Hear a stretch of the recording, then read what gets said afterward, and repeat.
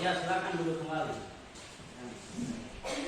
Oke, selamat pagi. Pagi. Bagaimana kabarnya hari ini? Baik. Oke, ada yang kurang sehat? Ada. Siapa yang sakit? Ada? Ada. Siapa? Oke, sehat semua ya? Oke. Sebelum Pak Guru memulai pembelajaran, Pak Guru mau cek dulu kerapiannya. Ini Pak Guru lihat masih ada laki-laki yang di luar bajunya. Ayo segera masukkan bajunya. Oke, baik anak-anakku. Sebelum Pak Guru memulai pembelajaran, kita akan membuat kesepakatan kelas dulu. Kesepakatan kelas. Oke. Ini harus kalian taati. Di saat pembelajaran tidak ada yang bercerita, tidak ada yang makan dan minum. Oke, sebelum memulai, alangkah baiknya kita berdoa dulu. Silakan ketua kelas dipimpin teman-temannya untuk membaca doa sebelum belajar. Mana ketua kelas? Siapa? Rizky, silakan. Sebelum kita belajar, marilah kita berdoa. Berdoa dimulai.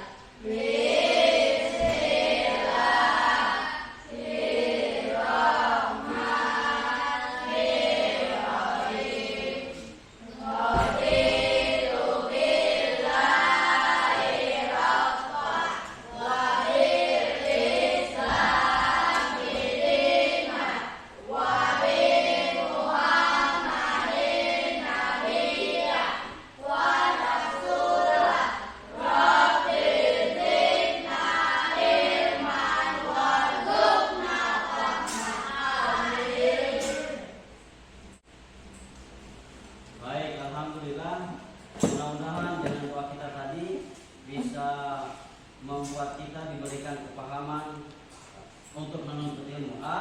Amin. Oke, selanjutnya Pak Guru mau ambil absen dulu. Oke, siapa yang tidak hadir hari ini? Banyak. Oke, banyak ya. Siapa semua yang tidak hadir? Oke, Adita, keterangannya apa ini? Alfa. Oke, selanjutnya siapa? Rifki Desain. Keterangannya sakit? Ya. Oke. Sudah. Oke, cuma itu yang hadir? Ya. Yang Alfa? Ya. Oke. Selanjutnya sebelum memulai, silakan adik-adik berdiri semua. Berdiri. Kita tes semangat kita. Oke? Harus fokus. Oke, kita akan melaksanakan tepuk hitungan. Oke? Semua tangannya di depan dada, semua tangannya. Oke, kita mulai. Oke, siap? Ya. Tepuk 1. Tepuk 2. Tepuk 3. Tepuk 4. Tepuk 5. Tepuk 5. Tepuk 5 2 kali. Oke, tepuk tangan dulu. Oke, sebelum lanjut, Pak Guru bertanya kepada kalian. Pak Guru akan tes ulang pemahaman kalian. Apakah kalian pernah belajar di rumah atau tidak? Coba kira-kira siapa yang masih ingat pembelajaran pekan lalu, minggu kemarin? Siapa? Oke, silakan Nuran. Tentang sholat dan zikir. Oke, tentang sholat dan zikir. Betul ya, minggu kemarin kita belajar tentang sholat dan zikir. Siapa kira-kira yang tahu tentang sholat dan zikir? Ada yang tahu pengertian sholat? Siapa? Oke, adik Nuran, silakan. Sholat adalah ibadah wajib dalam agama Islam. Intinya sholat adalah ibadah yang wajib kita tunaikan. Oke, baik. Anak-anakku sekalian, karena kemarin kita belajar mengenai sholat dan zikir, maka hari ini kita akan belajar mengenai Al-Quran dan hadis sebagai pedoman hidup.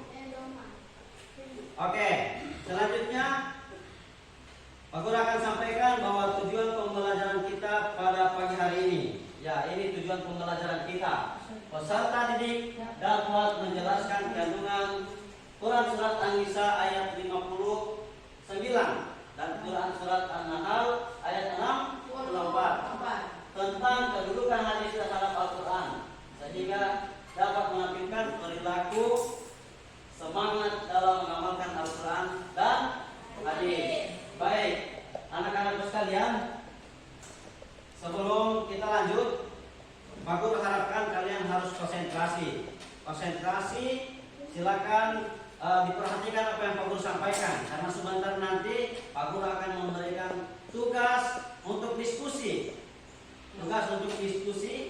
Tetapi secara berkelompok. Jadi setiap kelompok itu harus berkolaborasi, kerjasama. Tidak boleh hanya kita kelompoknya saja. Oke, sekarang karena kemarin Pak Guru sudah bagi kelompoknya, maka silakan duduk berdasarkan kelompoknya masing-masing. Oke, anak-anak sekalian, sekarang sudah duduk berdasarkan kelompoknya masing-masing. Sudah pas kelompoknya? Oke, sekarang perhatikan apa yang Pak Guru sampaikan. Oke, kira-kira terkait pembelajaran hari ini Al-Quran dan hadis, siapa yang tahu apa itu Al-Quran? Ayo. Oke, adik Irna silakan. Al-Quran adalah kitab suci yang menjadi sumber ajaran dan hukum bagi umat Islam, sebagai wahyu yang diberikan langsung oleh Allah Subhanahu wa taala kepada Nabi Muhammad sallallahu alaihi wasallam. Oke, tepuk tangan dulu untuk Irna. Oke, intinya Al-Quran adalah kitab suci. Selanjutnya Pak Guru memulai dengan kegiatan intinya. Perhatikan ini, nanti sebentar Pak Guru akan kasih tugas terkait dengan apa yang Pak Guru akan paparkan. Yang pertama, memahami isi kandungan Quran Surat An-Nisa ayat 59 dan An-Nahl ayat 64. Oke. Yang pertama, kandungan Quran Surat An-Nisa ayat 59. Oke. Ini Pak Guru akan bacakan Bismillahirrahmanirrahim. Ya ayyuhallazina amanu atiullaha wa atiur rasul wa ulil amri minkum fa in tanaza'tum fi shay'in faruddu ila Allahi wa rasuli in kuntum tu'minuna billahi wal yawmil akhir dzalika khairu wa ahsanu ta'wil. Ini adalah ayatnya. Kemudian artinya apa? Silakan satu orang yang bisa membaca. Silakan, siapa yang bisa? Oke, Nura, silakan baca artinya. Oke. Selanjutnya perhatikan isi kandungan Quran Surat An-Nisa ayat 59. Oke, ini yang pertama, orang-orang yang beriman wajib taat kepada Allah dan Rasul secara mutlak. Jadi semua kamu itu, mau anak kecil, mau anak besar, mau orang tua, mau dewasa, wajib beriman, wajib taat kepada Allah Subhanahu wa taala dan Rasul. Oke, selanjutnya wajib taat kepada ulil amri selama tidak bertentangan dengan ketaatan kepada Allah dan Rasulnya. Selanjutnya kandungan Quran Surat An-Nahl ayat 64. Yang pertama, Allah menurunkan Al-Quran kepada Rasul sebagai penjelas, dan pemutus atas apa yang diperselisihkan oleh umat-umat terdahulu. Jadi tujuan Al-Quran ini diturunkan kepada Nabi untuk memperjelas segala urusan, baik keduniaan, baik keakhiratan. Oke, paham? Selanjutnya itulah gambaran kandungan Quran Surat An-Nisa dan An-Nahl. Selanjutnya Pak Guru akan memberikan tugas kelompok, tugas diskusi. Silakan diskusikan. Nanti sebentar Pak Guru akan memberikan permasalahannya.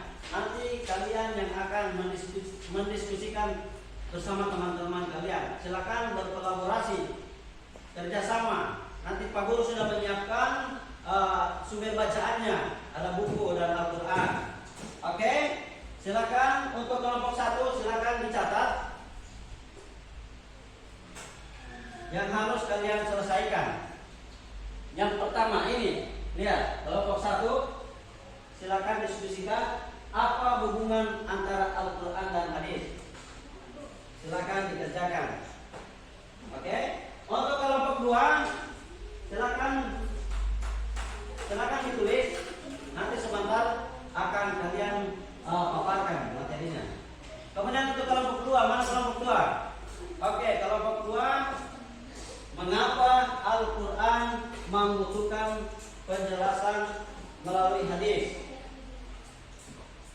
Oke, untuk kelompok 3, silakan cari contoh kedudukan Al-Quran terhadap hadis dalam kandungan Quran surat An-Nisa ayat 59 dan An-Nahl ayat 64. Contohnya saja, karena kalian tadi sudah melihat apa yang Pak Guru sampaikan. Silakan apa semua tadi yang Pak Guru sampaikan contohnya. Oke, silakan kerjakan. Pak Guru beri waktu sebanyak 15 menit.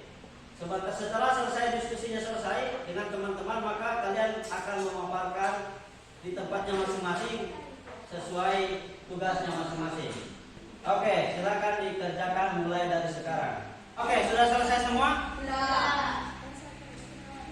Oke, selanjutnya kita akan mendengarkan presentasi di masing-masing kelompok. Silakan. Yang pertama adalah kelompok 1. Semuanya perhatikan kelompok 1 memaparkan hasil diskusi mereka. Ayo, untuk kelompok 3 dan 2 mohon diam sejenak mendengarkan temannya akan memaparkan. Silakan untuk kelompok 1 berdiri. Kelompok 1 berdiri untuk membacakan hasil diskusi yang kalian dapatkan sesuai apa yang Pak Guru berikan kepada kalian. Assalamualaikum warahmatullahi wabarakatuh. Waalaikumsalam warahmatullahi wabarakatuh. Kami dari kelompok 1 akan mempresentasikan hasil kerja kelompok kami.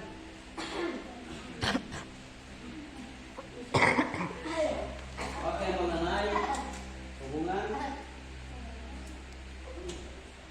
mengenai hubungan antara Al-Quran dan hadis. Hadis sebagai penjelas Al-Quran. Hadis berfungsi untuk menjelaskan ayat-ayat Al-Quran yang bersifat umum atau memerlukan perincian. Penjelasan ini bisa berubah. Rasulullah menjelaskan makna ayat yang memerlukan pemahaman lebih, seperti ayat tentang mendirikan salat. Surah Al-Baqarah ayat 43 yang dijelaskan melalui hadis tentang tata cara salat. Contoh, tata cara ibadah haji dijelaskan secara rinci oleh Rasulullah melalui sabdanya, Ambillah dariku tata cara berhaji kalian. 2. Sekian kami akhiri. Wabillahi taufiq wal hidayah. Wassalamualaikum warahmatullahi wabarakatuh. Oke, tepuk tangan dulu untuk kelompok 1. Sudah bagus ya, sudah bagus. Tadi penemuan masalahnya terkait tentang hubungan antara Al-Quran dan hadis. Selanjutnya bersiap-siap untuk kelompok 2. Kelompok 2 bersiap-siap. Oke, silakan paparkan hasil diskusinya bersama kami. Silakan.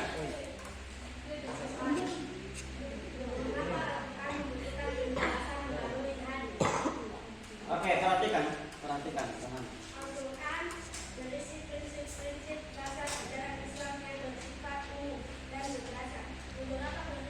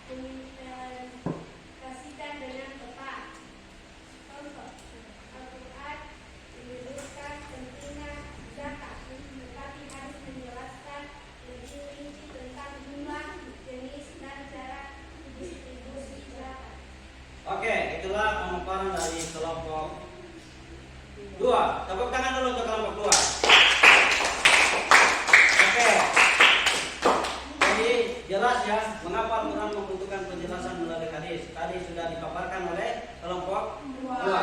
Selanjutnya disilakan untuk kelompok 3 membacakan hasil diskusinya bersama teman-temannya tadi.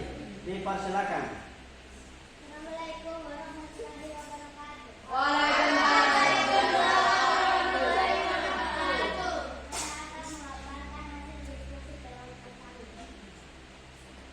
Contoh kedudukan Al-Quran terhadap hadis dalam kandungan surah An-Nisa.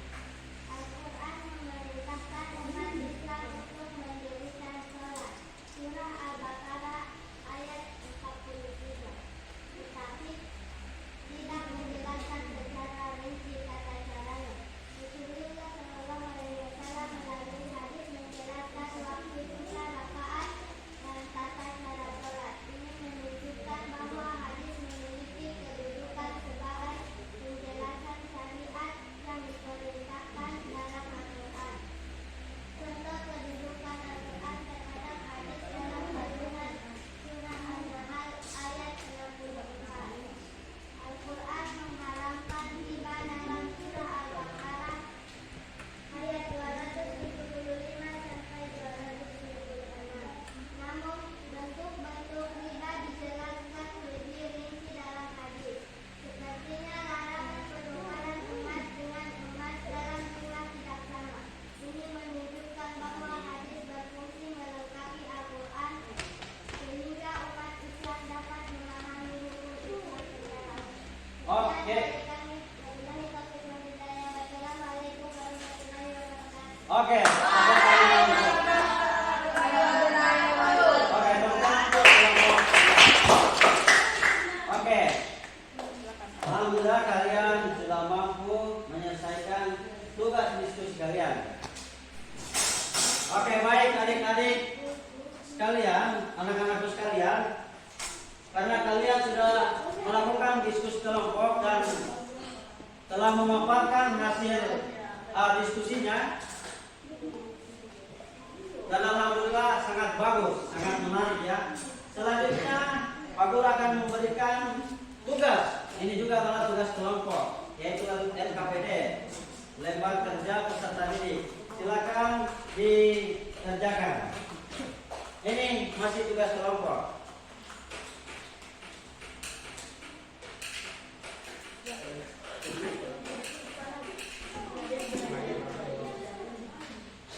Oke, silakan dikerjakan karena waktunya hanya Pak Guru berikan sebanyak 5 menit. Silakan dikerjakan. Oke, ada yang sudah?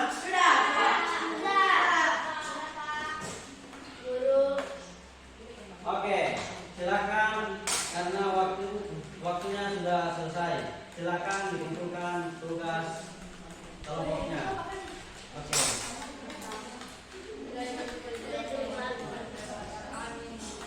Oke, baik, selanjutnya anak-anakku sekalian, karena waktu tersisa tinggal 5 menit lagi, maka sebelum kita mengakhiri pembelajaran kita pada pagi hari ini, kira-kira di sini siapa yang bisa menyimpulkan pembelajaran pada hari ini, mulai dari pemaparan materi, diskusi kalian, dan sampai dengan mengerjakan tugas kalian. Kira-kira siapa yang bisa memberikan kesimpulan pembelajaran pada pagi hari ini? Ayo. Oke, silakan adik Alia. Kesimpulan hari ini, hadis adalah sumber penting yang menguatkan penjelasan dan melengkapi Al-Quran dalam arti kehidupan sehari-hari. Keduanya saling mendukung sebagai pedoman hidup bagi umat Islam. Tanpa pemahaman yang benar tentang hadis, pemahaman terhadap Al-Quran akan kurang lengkap. Oleh karena itu, hadis dan Al-Quran bersama-sama menjadi sumber utama dalam pembelajaran Islam. Oke, baik. Apa yang disampaikan oleh adik kalian tadi itu sudah benar. Nah, di sini Pak Guru akan menambahkan. Mohon diperhatikan. Yang pertama, terkait kedudukan hadis terhadap Al-Quran. Hadis yang pertama, hadis itu sebagai penjelasan pelengkap Al-Quran. Oke, kemudian hadis itu memberikan contoh yang praktis. Oke, anak-anakku sekalian, ini adalah puncak akhir dari pembelajaran kita terkait kedudukan Al-Quran, kedudukan hadis terhadap Al-Quran. Oke, sebelum Pak Guru mengakhiri, Pak Guru mau bertanya dulu. Kira-kira pembelajaran hari ini bagaimana? Menyenangkan atau tidak? Oke, hari ini Pak Guru cukupkan pembelajaran pada pagi hari ini. Nanti insya Allah kita akan lanjut pada pertemuan berikut dengan materi mengenai tentang zakat fitrah. Oke, zakat fitrah. Selanjutnya silakan ketua kelas untuk bersiap-siap. Silakan untuk memimpin doa. Teman-teman, mari kita berdoa sebelum pulang. Berdoa mulai. Teman-teman sekalian, jadi sebentar nanti tidak ada lagi yang sia-sia. Semua langsung pulang ke rumah masing-masing. Dan silakan buka-buka bukunya untuk belajar kembali pembelajaran yang kita sudah lewati bersama. Oke, silakan ketua kelas disiapkan untuk pulang. Siap berdiri. Ucapkan terima kasih. Terima kasih Pak Guru. Doakan kami sukses. Kami sayang Pak Guru. Oke, terima kasih anak-anakku. Sekian, assalamualaikum warahmatullahi wabarakatuh.